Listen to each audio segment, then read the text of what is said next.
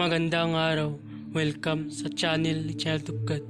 Ngayon, ibahagi ko sa inyo ang aking kaalaman sa karunungang lihim. Narito, orasyon sa paghinto sa nagdudugo.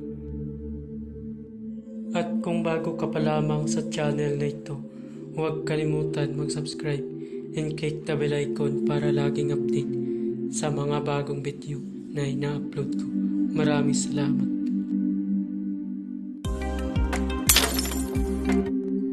Pamilin, mahalin at pagkaingatan ang bawat ibinabahagi ko sa YouTube channel na ito.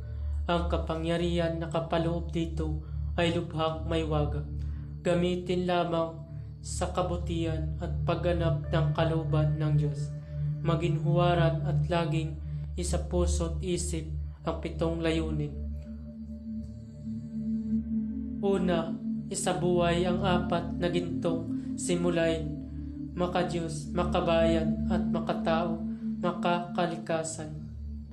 Pangalawa, isagawa ang pag-ibig sa Diyos, pananampalataya at pag-asa sa pamamagitan ng tiyaga. Pangatlo, isakatuparan ang kabutihan, katuwiran, kalinisan, katotohanan, kadalisayan, kaliwanagan, at kababaan ng kalooban. Pang-apat, ipalaganap ang pagkakaisa, pagmamahalan, pagtulong sa kapwa, pagmimisyon, paglilinis ng sarili at pagbabago ng paunlad. Pang-5, magkaroon ng paggagalangan, pag-unawaan at pagmamahalan sa isa't isa bilang mga kapatid at kapwa-tao.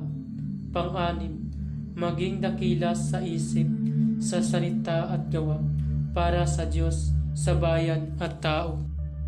Pang-7, ipagpatibay ang kautusan ng Diyos, tumulong sa pagpapaunlad ng katauhan ng bawat kasapi ng samahan, at tumupad sa hadikain ng Diyos sa tao. Sa pamamagitan ng pagsunod sa mga layuning ito, ang isang naghahanap sa Diyos ay makakasumpong sa Kanya at hindi pagkagaitan na Kanyang liwanag. Pamamaraan, magtirik ng 3 kandilang puti at magdasal ng 3 Ama Namin, 3 Aba Ginong Maria, 3 Luwalhati at 3 sumasampalataya.